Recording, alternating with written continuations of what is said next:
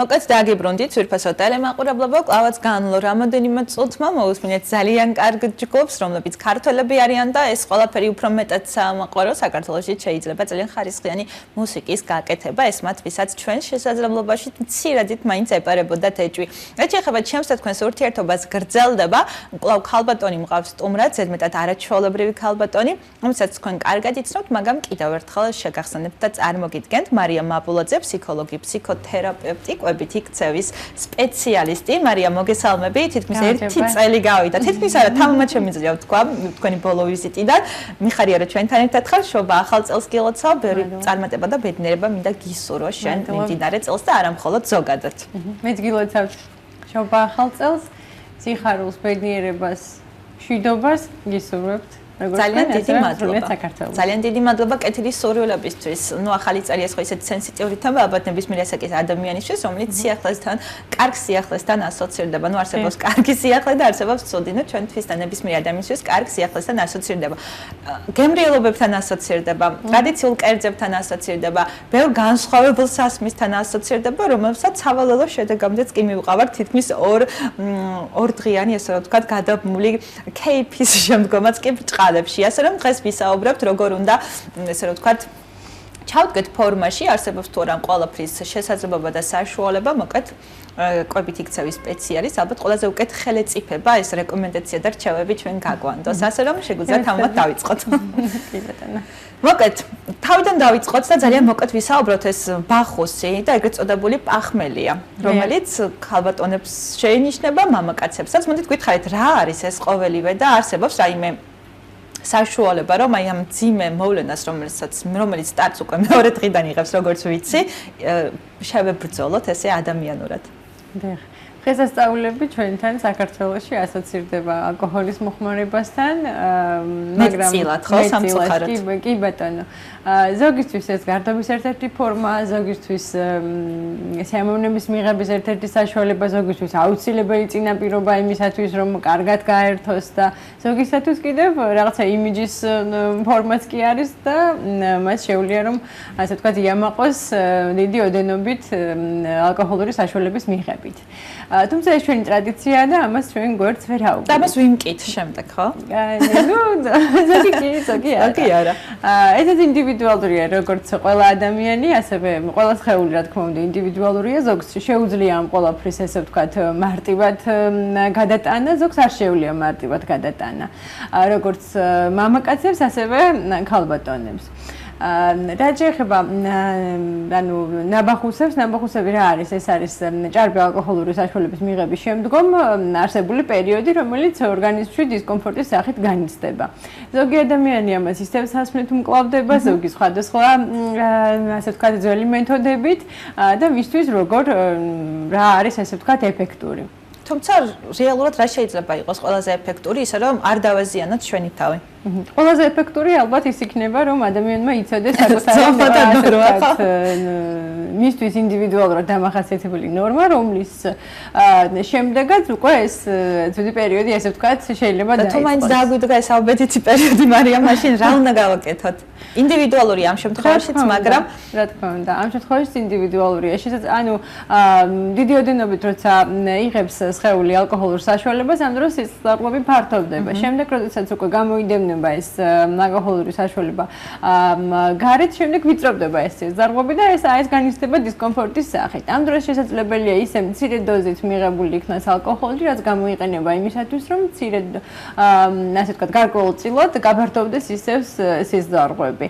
ზოგი შემთხვევაში ეს შეიძლება იყოს ცხელი კერძი, ეს შეიძლება იყოს ესე ვთქვათ გაზიანი სასმელი, ეს შეიძლება იყოს ალკოჰოლური საშუალება და ასე შემდეგ. ვისთვის როგორ, მაგრამ მედიკამენტს ალბათ უფრო მეტად თავი უნდა ავარიდოთ, იმიტომ რომ არ ვიცით იქ რა უკუჩვენება შეიძლება გამოიწვიოს, კი ბატონო. მოკლედ ზომიერების დაცვა ეს არა მხოლოდ ალკოჰოლში, ზოგადად ძალიან რთული საწუთი თემაა, რომლის დაცვაც ალბათ გვიჭირს ხო ნებისმიერ ადამიანს, მაგრამ ალბათ ალკოჰოლთან ამ შემთხვევაშიც ცოტათი ფრთხილად უნდა ვიყოთ, მაგრამ წინ ძოლით ახალი წელი გვაქვს, ასე და გვერდს ვერ აულის ხო, ვისაც ალკოჰოლი უყვარს, განსაკუთრებით მას ახარებს.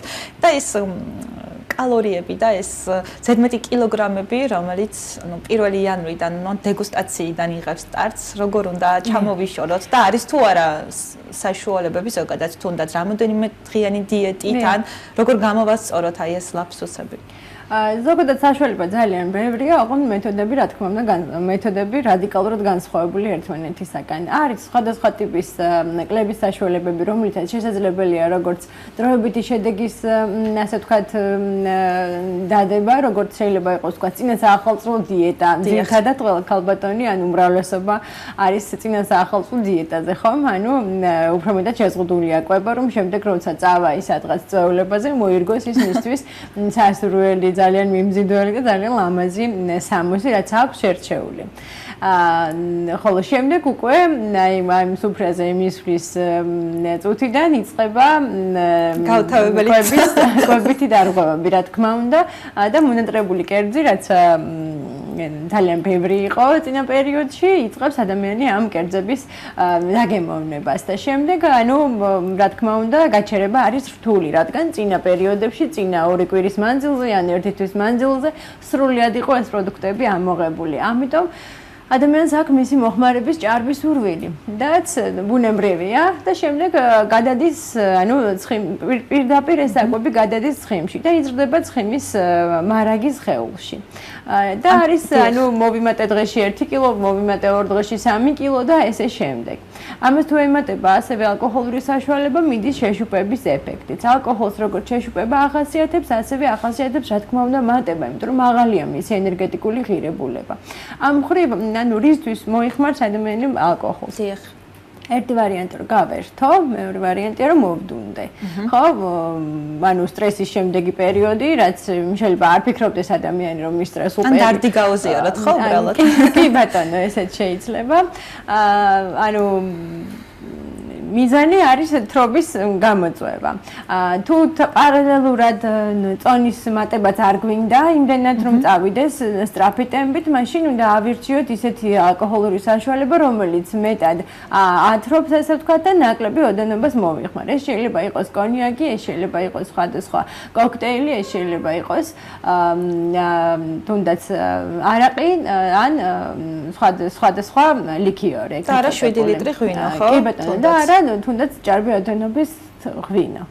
რაც ანუ ნაკლებ დააზიანებს ეს სხვადასხვა ორგანოებსაც, რომლებსაც უჭერს შემდეგ მთელი რიგი მუშაობის პროცესი, რომ განეიტრალოს და ამუშავოს ეს მასა, რაც მიიღო ადამიანმა ოდენობა ალკოჰოლური საშუალებას. და როდესაც ეს მაცდუნებელი კერძები და ქართული სამზარეულოს უპირატესობები საქართველოს ფარგლებს გარეთაც არის გასული მოგეხსენებათ და ანუ რა ტიპის დიეტა, ან როგორ უნდა მოვიშოროთ ისეთ მეტი კილოგრამები, რომელიცაც მივიღებთ ახალ წელს შობას, ძველით ახალ წელს? კი ბატონო. აი რადიკალური მეთოდებისგან ადამიანმა თავი უნდა შეიკავოს. ძირითადად მე რაც მსმენია არის უფრო მეტად რადიკალური მეთოდები, ანუ გადაძღომა შიმშილი. ეს ორივე ურთიერთდაპირისპირებულია ერთმანეთისაგან და ისინი ერთად ვერ არსებობენ სამწუხაროდ. ორი უკიდურესობა. აი სადღაც ჯუაში უნდა მოძებნოს ადამიანმა დაბალანსებული კვება, ხო? ანუ სწორი კვება. მე ვიტყოდი სრულყოფილი კვება, ხო? ყველაფერი შეიძლება რომ ვიღოთ, როგორც კლების პერიოდში, ასევე შემდეგ ამ წონის შენარჩუნების პერიოდშიც არის ამ სხვადასხვა მეთოდები, რომლის გამოყენებითაც ეს ნამდვილად შესაძლებელია. არ არის აქ მონატრებული კერძები, არ არის აქ ასე ვთქვათ, ოცნება რომ ნეტა გოზინაყი მაჭამა, ნეტა ტკბილი მაჭამა, ნეტა საცივი მაჭამა და ესე შემდეგ. როგორ უნდა დავიცვათ ეგ ზომიერება, მარიამ, ალბათ ეგ არის ყველაზე რთული ამ შემთხვევაში. ეგ არის ყველაზე რთული, კი ბატონო, იმიტომ რომ აქ როცა ვსაუბრობთ ჩვენ კვებით ქცევებზე, კვებითი ქცევა არის ძალიან რთული თემა, რადგან კვებითი ქცევა, როცა მე მაქვს ანუ დარღვეული წლების განმავლობაში, ძალიან რთულია ერთ დღესაც გავიღვიძე და ვთქვა, რომ მიცი რამე ეხლა ვცვლი ჩემ კვებით ქცევებს და თუ ვჭამდი თქვათ ნახევარ ხაჭაპურს და 2 ლუფა საცივს ერთ კვებაზე, ეხლა ვჭამ მოხარშულ ხორცს და პურს.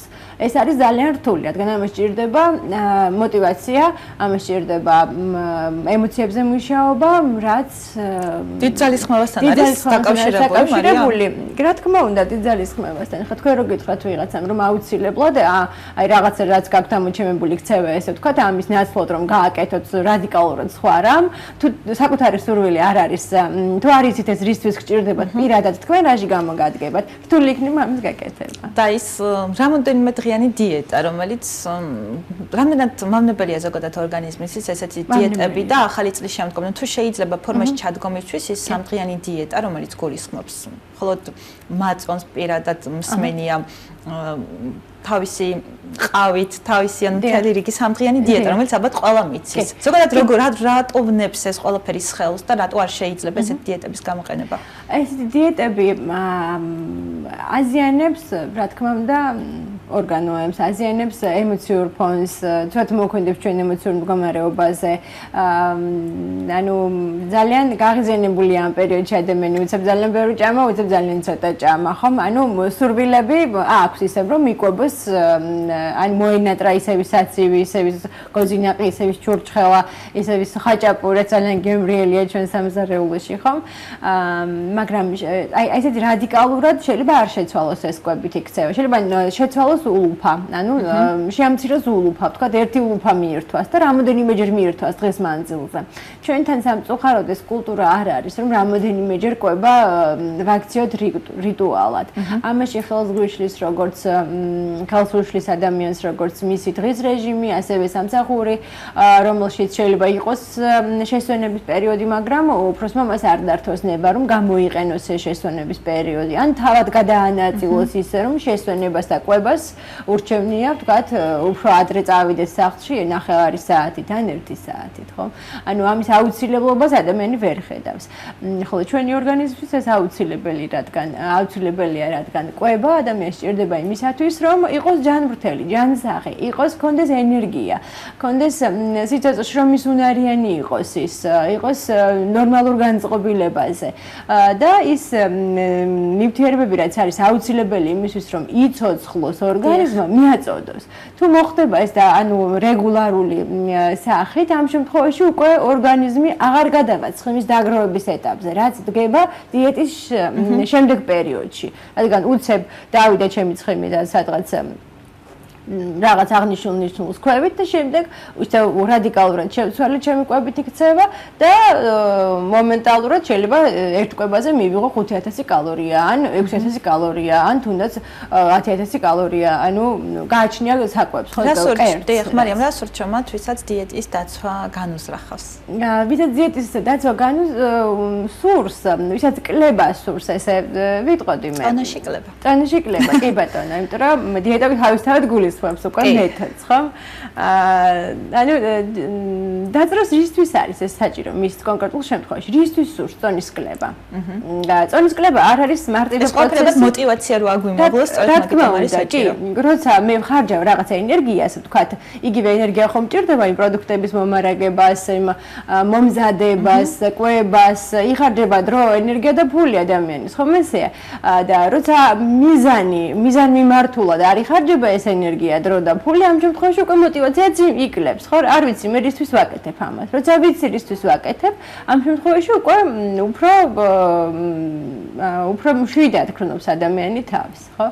და ასევე არ უნდა დაისახოს ადამიანმა არარეალური მიზანი. ვთქვათ, ერთ კვირაში 7 კილოგრამი, ან ერთ კვირაში 10 კილოგრამი, ან შეუძლებელია თავისი შედეგის მიღება თუ ეს უბრალოდ ჯანმრთელობას დააზიანებს? შესაძლებელია, თუმცა წონას გააჩნია, რა თქმა უნდა. ყველაფერი არის შესაძლებელი, თუმცა შემდეგ უკვე როგორ მოხდება ამ ყველაფრის შენარჩუნება, ეგ არის ასე ვთქვათ სამუშაო, რადგან შეიძლება კლება იყოს სწრაფი ძალიან, მაგრამ ვერ მოხდეს მისი შენარჩუნება. ანუ мотивация კიდევ უფრო მეტად დაიწევს, რადგან მე ამ დინამიკა გავაკეთე, ყველაფერი ვცადე, რაც ვიცოდი და ვერ მიმაღწია სასურველ შედეგს. და მათ ვისაც გონია, რომ დიეტა არის შიმშილი. რა შეგიძლია უცხესოთ ადამიანებს? ჩემთვის დიეტა შიმშილია. დიეტა შიმშილია? კი ბატონო. ყვებით იქცევის სპეციალისტი ამბობს, რომ დიეტა არის შიმშილი. იმ მეთოდითაც ჩვენ ვიშავთ, მე პირადად ვიშავ, დიეტა ასე ვთქვათ არის შიმშილი, რადგან ვერ ახერხებს დიეტაზე მყოფი ჩემი პაციენტი დაკმაყოფილებას.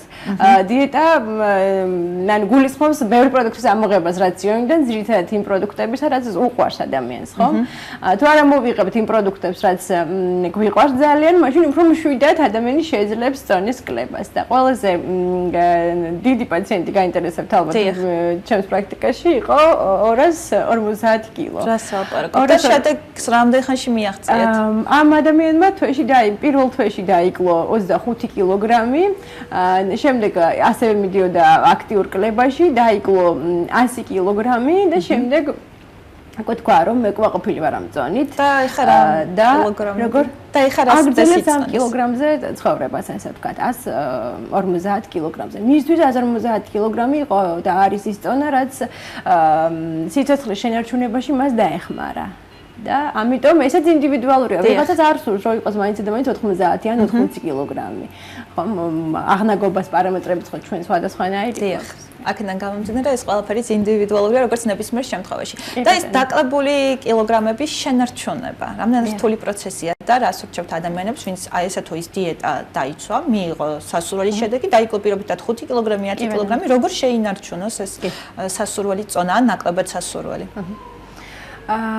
აქაც უნდა მოხდეს რეგულარული კვება აუცილებლად და ადამიანმა ასევე უნდა იმუშაოს საკუთარ თავზეც თუ თქვათ არ უნდა რომ იმართოს სპეციალისტს მაშინ უნდა დაიწყოს საკუთარ თავზე დაკვირვება აი რა უფრო მეტად აკლებიებს მის კონკრეტულ სხეულს ეს არის ცილა ეს არის ხორცეული ეს არის ნახშირწყალი ეს არის თქვათ ბურღულეული უფრო მეტად თუ ხილი უფრო მეტად თუ ცომეული უფრო მეტად გააჩნია იმიტომ რომ ძალიან ბევრი ტიპის სხეული არსებობს მაგალითად თუ არის დადგენილი რომ ცილა აუცილებლად აკლებიებს სხეულს ეს ასე არ არის. აუცილებლად ცილა ყველა სხეულს არ აკლებიებს. მე პირადად მყავს პაციენტები, რომლებიც ცილაზე ნაკლებ ინტენსივობით იკლებენ, ხოლო ნახშირწყალზე ძალიან სწრაფად იკლებენ. ეს არის სამუშაო უკვე აღმოსაჩენი. ეს აღმოჩენა რამდენად რთულია ზოგადად? ყველაფერი რთულია, რა თქმა უნდა, თუ არ არის კომპეტენტური სპეციალისტი შენთან ერთად. როცა შენთან ერთად არის კომპეტენტური სპეციალისტი, რომელიც იცის, რომ ეს თუ არ იმუშავებს, ეს იმუშავებს, ეს თუ არ იმუშავებს, ეს აუცილებლად იმუშავებს. ამ შემთხვევაში უკვე მშვიდად არის პაციენტი. და ურჩი პაციენტები რამდენად ხშირად ყავს? ურჩი პაციენტები მაგალითად მე ძალიან ურჩი ვიქნებოდი. ამ შემთხვევაში მაშინ პაციენტს არ სურს ტონის კლება, ხო?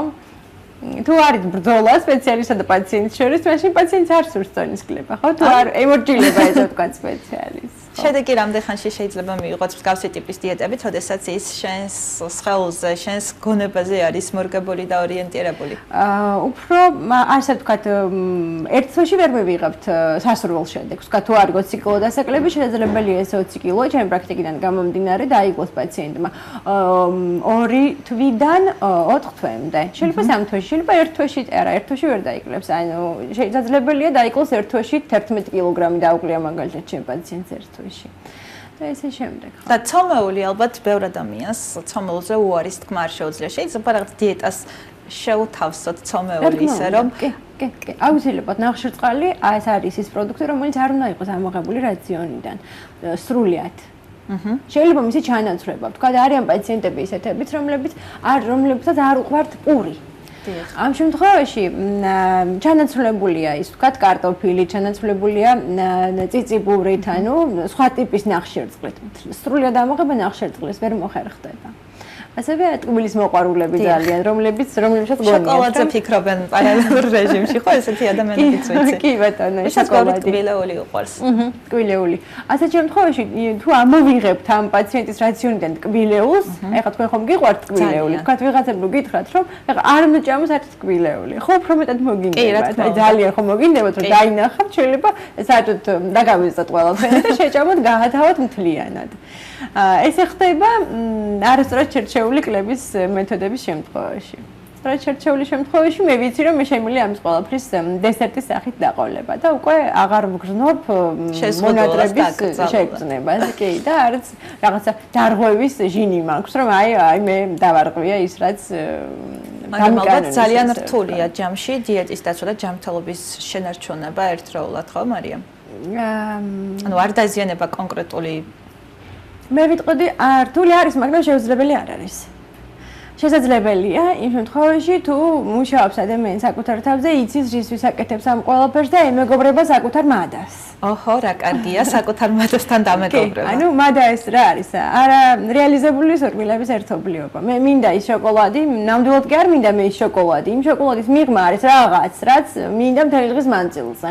ან სახრაშუნო საკრატუნო პროდუქტები რატო უყვართ ხოლმე? იმიტომ რომ აქ სხვა ემოციები იმალება. პირდაპირ სახით არის შიფრება ეს ყველაფერი. მოკაც ციტოლის საკუთრთან და კერძთან საკუთარი ემოციები გვიზიდავს და მოკაც თუ კი შევეჯამოთ ჩვენ საუბარს პირველ რიგში ვისახოთ პრიორიტეტებს.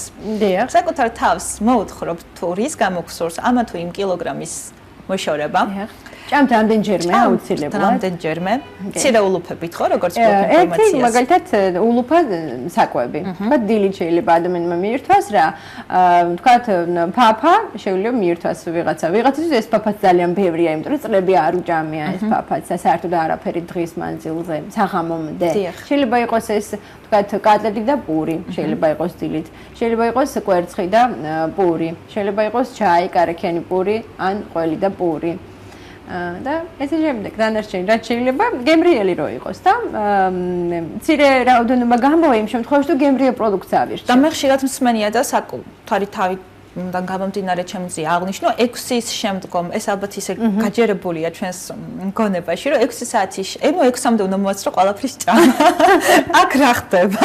აქ რა ხდება? მოდით მოგიყვანთ ესეთ მაგალითს. რაც საიდან მოიღებს სათავეს ეს მითიათური რეალობა? ანუ და დავასვენოთ ხო კუჭენწლავი 6-ის შემდეგ. მაგრამ შეიძლება 6-მდე ისე გადავტვირთოთ რომ ვერ დავასვენოთ. კი ბატონო, რა თქმა უნდა, ესეც შეიძლება. აი კუჭის ერთადერთი ფიზიოლოგიური ფუნქცია არის რა? მიწოდებული საჭმლის გადამუშავება. ხო, მეტი ფუნქცია კუჭს არ აქვს. აი თუ გადავწყვეტ გულის ფუნქცია რა არის? მუშაობა. მეტი ფუნქცია აკისრია გულს არა. აი გადავწყვეტ რომ დავასვენოთ გული 6 საათის შემდეგ. შეიძლება? შეიძლება? არა, გულს ვერ დავასვენებთ 6 საათის. იგივე არის კუჭის შემთხვევაშიც. ანუ თუ დავასვენოთ ფიზიოლოგიური ფუნქცია არის იგივე. თქვა ორივე ასრულებს საკუთარ ფიზიოლოგიურ ფუნქციას, ხო? უბრალოდ უნდა ვისწავლოთ რა ვჭამოთ.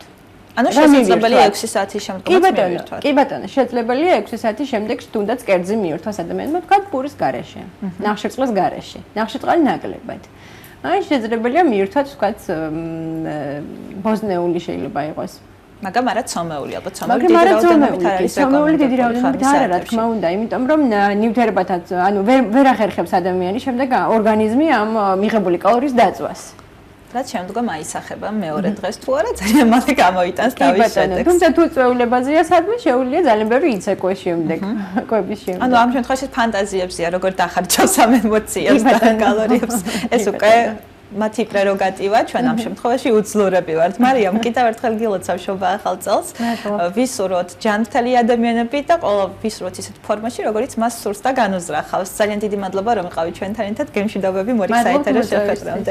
ძვირფასო ტელემაყურებლები, ზედმეტად არაჩვეულებრივი ქალბატონი გახლდათ. მარიამ აბულაძე, ფსიქოლოგი, თერაპევტი, კვებითი ქცევის სპეციალისტი ქალბატონ მარიამს დაუმშვიდობებით. თქვენც უნდა დაგემშვიდობოთ, გითხრათ რომ ნანა გახდით თქვენთვის მუშაობდი, ბედნიერი დღე მინდა გისურვოთ, ხვალ შევხვდებით რა თქმა უნდა ერთმანეთს. დიდი მადლობა ყურადღებისთვის, ნახვამდის.